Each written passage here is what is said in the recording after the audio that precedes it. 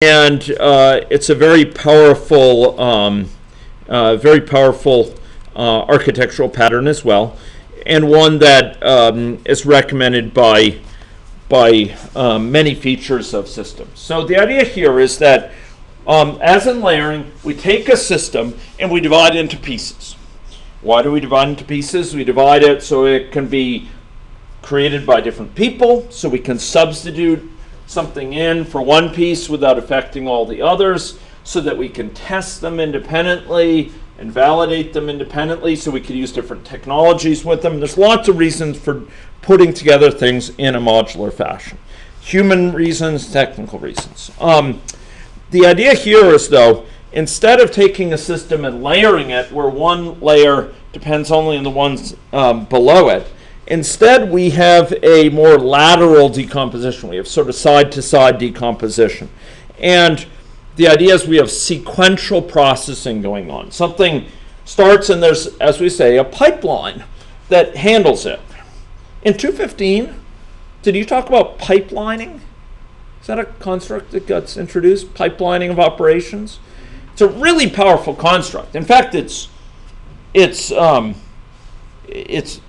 hard to fully get your mind around at first, but we can make computer systems much faster if you have a pipelined architecture by allowing you to do many things in parallel across multiple units, each operating on different stages of the pipeline. So you can take an operation that would take a long time, and instead of waiting for it to be completed before beginning the next, you break it into these pieces, and you start it in one, and then you go on to the next piece, and you can start the next one then, rather than waiting for the entire thing to be done.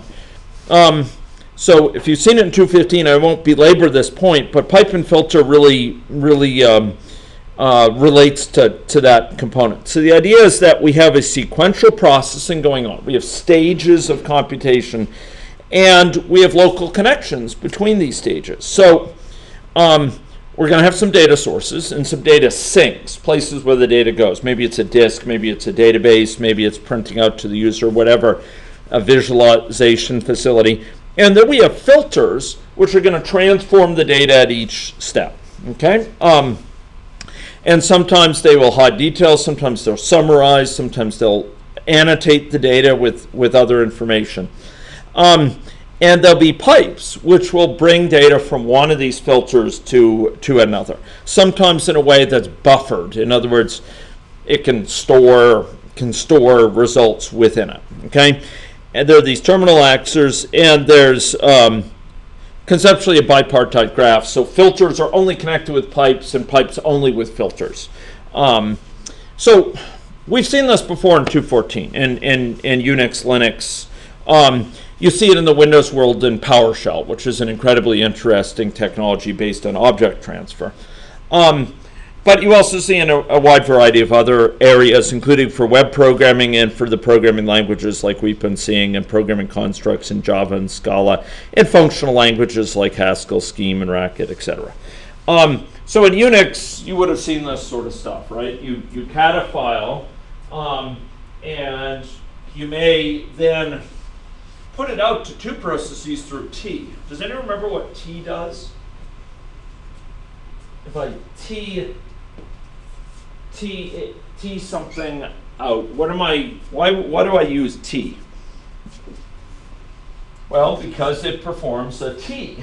So we have incoming things, and then it will go out one way and go out another way. Okay? So data comes in, and it can go out in two different ways. And what you'll see is exactly that here. So one part of it goes to the sort. So this file, the contents of the file being sorted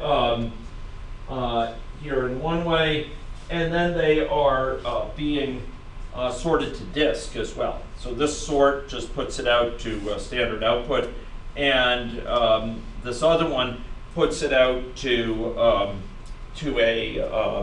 another utility through a different pipe. And this column is going to take those two utilities and combine the results of them. one of the points here is that that we're going to have two different lines of communication going on, or two different lines of processing. One directly through here, and one directly down here. Okay. So we don't have to have purely linear processing. Here's another example. This is Yahoo Pipes. If you haven't used it before, it's really neat. Basically, it allows you to create applications online which process online data sources and operate on successive data gathered from those sources via operators. Things like searching for regular expressions, looping over the results, taking unions of different data from different sorts of different areas, sorting that data, truncating it, etc. And these pipes are the things here shown in these kind of blue connectors, which wire up, as it were, output from one to input to another. So this union joins together, in this case, it looks like 4 different sources of data, which are coming from different pipes, handling perhaps data from different data sources. Okay, so we can put together these pipes which join these filters, and it ends up processing successively the data coming in. We also see this in compilers. I know at least 1 or 2 of you are in the compiler course this year, right? Compiler course this month. Compiler course, ladies and gentlemen, this day, which I think has got a big deadline soon, if I'm not mistaken. And here in compilers, if you want to know what's going on under the covers, if you're writing Scala C, or if you're writing AJC, or you're writing using the Java compiler, here for compilers, you're going to find a pipeline as well. So you have what's called lexical analysis, which basically makes sense of the text that's given, and it breaks it up into a stream of tokens, which are kind of meaningful units within it. It might be an identifier, it might be a plus sign, or plus equals as an operator, as an entire. So rather than we get plus and equals as 2 separate things, it recognizes those go together. There's plus equals. And then there's a syntax analyzer that operates on those tokens and often will turn into a syntax tree. And the syntax tree ignores white space. Well, so does the lexical analyzer. It gets rid of white space, it gets rid of comments, and so on. Syntax analyzer recognizes the grammar of what you're providing. And then there's the semantic analysis phase that deals with, for example, the types that are represented. And understanding what type of thing is this and is it meaningful in this construct. So for example, are you declaring a variable with a certain type, or is there some problem because you're declaring a variable with the name of another variable being used as if it's the type? And then it produces code and does some optimization and outputs it.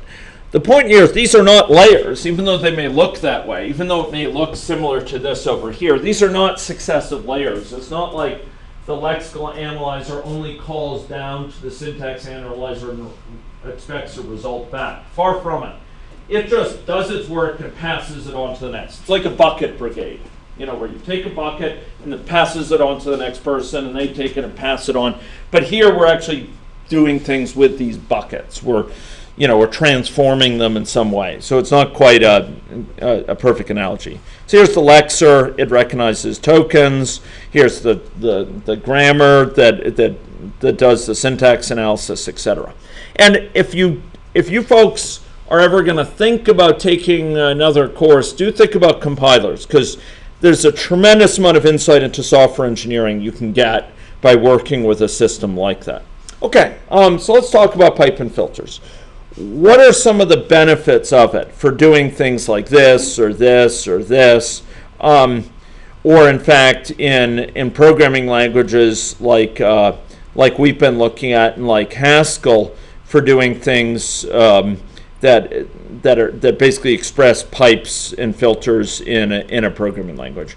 Why do we do this? Well, you can take a given amount of work and you can divide it up into pieces in stages. in a way that's really convenient, and that is the separation of concerns. You can replace one filter by a new implementation of that filter, or by multiple filters really easily. So you have this kind of decoupling of the different pieces. You can reuse these processing units. So these Unix commands here, you can use in many different combinations for many different tasks. They're kind of, building blocks that you can use in many ways. Similar with Yahoo pipes, you can create really interesting applications for all sorts of different purposes. Okay, you can, if you need to make a change, often the changes are local. They're not affecting the entire thing. They just require changes to one or two layers of the system, or one or two elements of the system. Very importantly, there's opportunities for parallelism. Things can run in parallel. So one of the things I emphasized for those who were in 2.14 a couple of years ago was the fact that if we have a Unix pipe sort of context, these different commands are running at the same time. It's not like cat has to finish before this T can start. Far from it. This sort and that sort and this cat, they're all running at the same time. It's just that this cat first processes some data and then passes it off to this one, and it goes on to handle the next line yet. So all through this process, there's data flowing through these commands on a continued basis, rather than one having to finish before the next. And in principle, that means you can stop it at any point, and because you've gotten enough out of it, you don't have to worry that one of the commands is gonna take a very long time to finish before you can get any results out. No, you can get results on an ongoing basis. But more to the point, for this particular bullet point here, we have parallelism. We can process them on different cores, for example. We can place them into different processing units that will run concurrently, that will run at the same time. Okay, so we can take advantage of multiple mechanisms for securing parallel running of these components. And in fact, in your computer, you will find that those assembly language instructions that you dealt with in 2.15 that you might have thought are conceptually atomic. They that are conceptually, have to complete fully before you go on to the next. They're pipelined. So it starts processing one, and then as soon as it gets to a certain point, it will start processing the next, while the earlier one is still being worked on by other units. And these things will go on in parallel. And that's often a big boon for the speed of the systems. You can create these kind of flexible filter languages, and for a lot of pipes, we don't have to create intermediate files or explicitly named sort of repositories of the intermediate results. Rather, we keep them in buffered sort of way. Okay, so we're going to look at a couple different ways that these things can be implemented. And we're going to name these things push and pull type architectures, and I want you to recognize these, okay? Push-pull, and there's hybrid models and situations where the pipes are merely implicit. They're there, but they're merely conceptual. They're not reified. They're not turned into actual objects. You can't point to a pipe and say, there's the pipe as an explicitly declared object. Whereas in other cases, they are. They are, in fact, turned into objects on their own. They are reified. Okay, they're turned into concrete things that are named and we can point to, and we can change their representation, etc. Okay, so let's talk about some of the ways we characterize pipe and filter systems. So, two big ways are those listed here: push versus pull. So push, we're basically going to have a situation where a given filter puts data into a downstream pipe. So when it's done with that data, it pushes it into this downstream pipe. And often that will get pushed and turned into the next filter. By contrast, a pull situation, the downstream filter is going to request data from its upstream filter.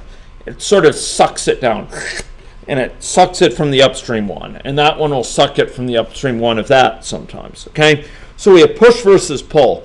Who is initiating this kind of the processing of data, the further processing of data? Is it the downstream thing or the upstream? Does that make sense? Push versus pull. The next question is whether it is passive, or active. Active, does it go and seek out work on its own? Passive, it needs to be called and told, hey, get your work done. Maybe push things to it. Hey, here's some data for you to process. Or maybe called and say, give me my data. So you can have passive things in either a push or pull context. Okay, and we're going to see that a further distinction is whether pipes are reified, they're turned into objects, they're in fact named and concrete things, or whether they're merely implicit. They're merely sort of component of the processing that's behind the scenes.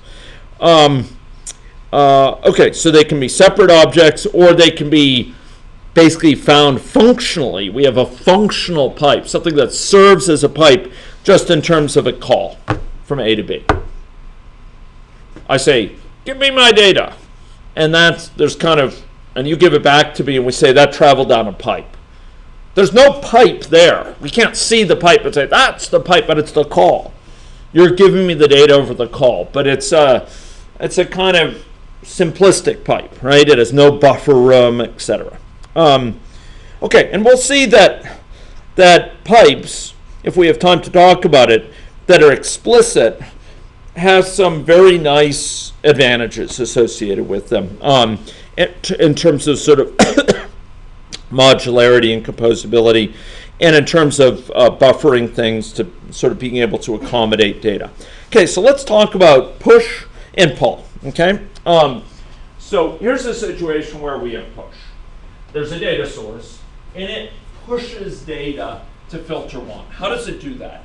Well, it calls a function, which happens to be called write here, but it could be called, accept data in filter one.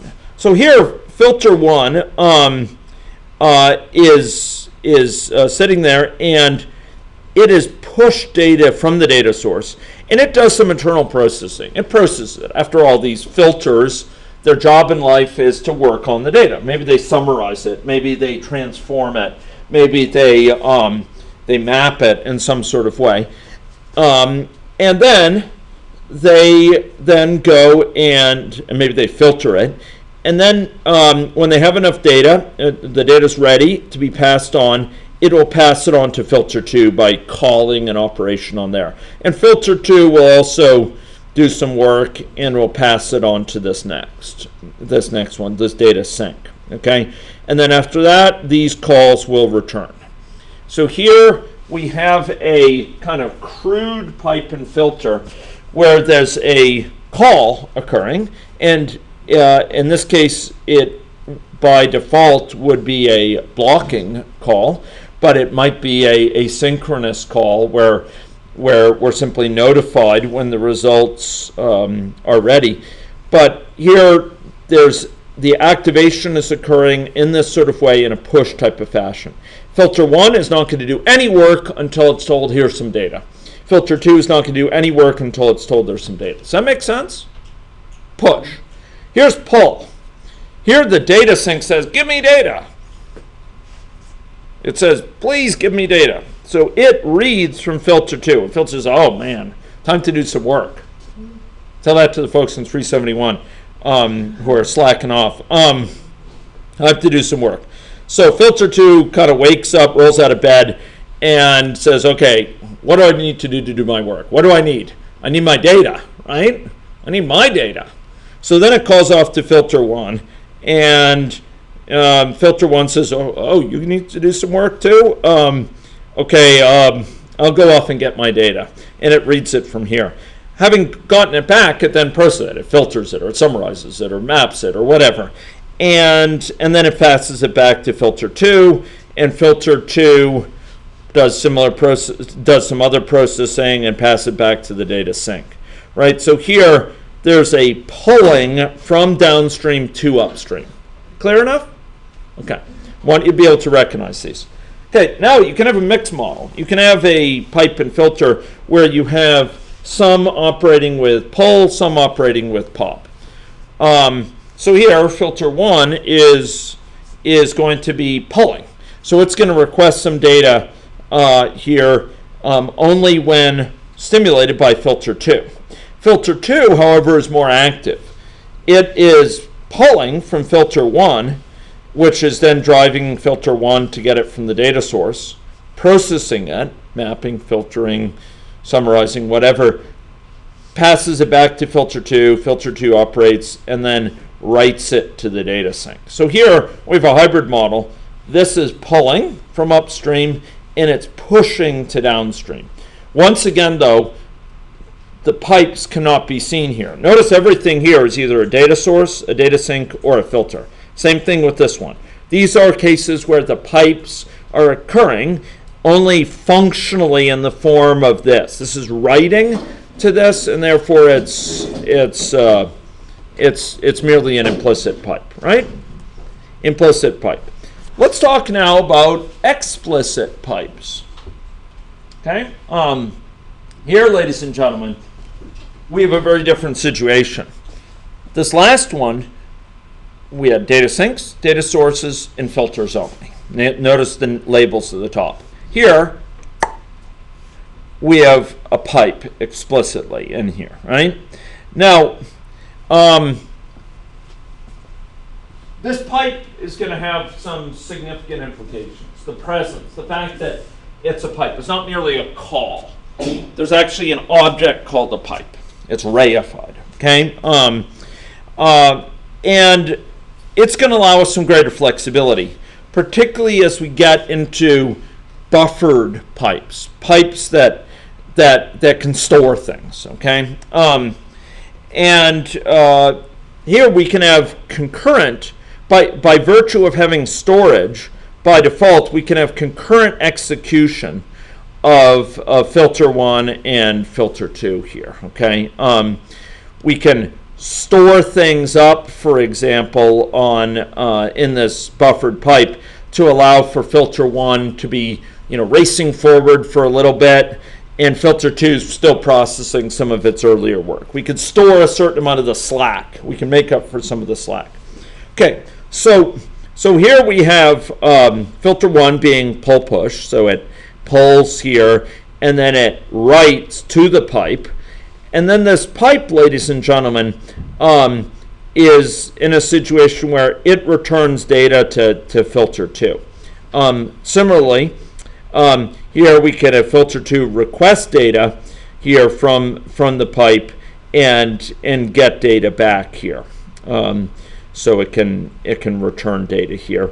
And filter 2 here can process some things and write it out to the sink. Now, if this pipe has no room for storage, if it has zero room to store data up, then what's going to happen is if you call pull on it, like with this read here, it's going to block. It's going to just wait there until some data is written and only then return.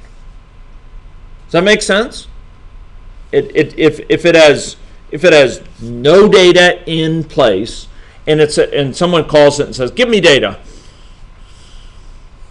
by default, if you're dealing with a synchronous type of situation, a synchronous situation, a situation which is synchronous, then you'll just say read, and this one doesn't have any data, so it's going to block until someone writes some data, and then it will return the data. By contrast, if there's something actually stored in here already, there's an element that's already there, one or more elements of data that are waiting, then this read could immediately return. This could immediately put things over here. So, we could immediately have data available, right? So here's a case where something has been written, and this guy reads and immediately gets data back, right? immediately gets data back because it's stored in the buffer. Okay, here if we have actual data in this buffer waiting, it can allow for this guy to go on and do its work while this guy can request when it's ready and be delivered back data without holding this other one up. So the fact that this pipe has some room to store things has big implications for running these two in parallel, filter 1 and filter 2. Now let's suppose we're in a situation where this buffer has no space at all. Well, we will have a situation where calls to it, pull requests block until something is written, and where push requests will also block until things are read from it. It can't fulfill a request for writing it by just storing it internally. It has to wait till someone needs to read from it, passes it on, and only then can it return. So a zero entry buffering pipe is pretty constricting in terms of what goes on. It's really if you have more than one entry here that you can have really thoroughgoing parallel execution of filter 1 and filter 2. It's the ability to buffer some room can allow them to go on often to a fair degree in parallel. So here we can have processing of upstream and downstream filters that goes on in parallel, and they can one can go faster than the other for a certain amount of time. What if filter 1 is going much faster than filter 2? Suppose filter 2 is really slow compared to filter 1. Do you think that they'll be able to run completely in parallel for long periods of time? No. What would often happen is that filter 1 will chug along, it'll be processing quickly, and then what will happen eventually that will limit it? Either waiting for some response back or just hitting the end of whatever it has to do. Yeah, so and particularly the response back. Good, Eric. So it may hit the end. It may finish all of its stuff and be done with it. But the other possibility that you mentioned is that it's waiting for a response back, and particularly if this pipe is full. If this pipe fills up and it wants to deliver another item to this downstream pipe, and the pipe says, I'm full, I can't take another item, filter 1 is going to have to wait until it can take that item so it can go on and process others. So in general, you can have kind of transient decoupling. This one can go faster than this one for brief bursts and so on.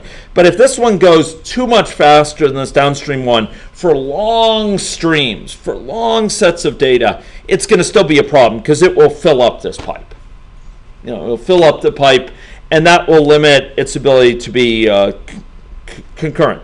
But if it's a big buffer, or if there's just transient periods where filter 1 goes faster, you can get a lot of efficiency out of running these two in parallel from this so-called concurrency. Okay, and this is a clean, simple mechanism for sort of decoupling this filter from this one by having this buffer. Okay, but you do get blocking if you read from an empty pipe, or if you try to write to a full pipe.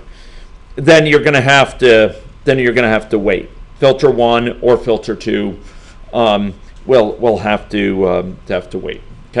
Okay. So we'll continue on this next time. We'll also be talking about reflection and probably specification pattern as well. And if time allows, possibly inversion of control, which is going to be quite prominent in your professional lives. Okay? Thank you very much.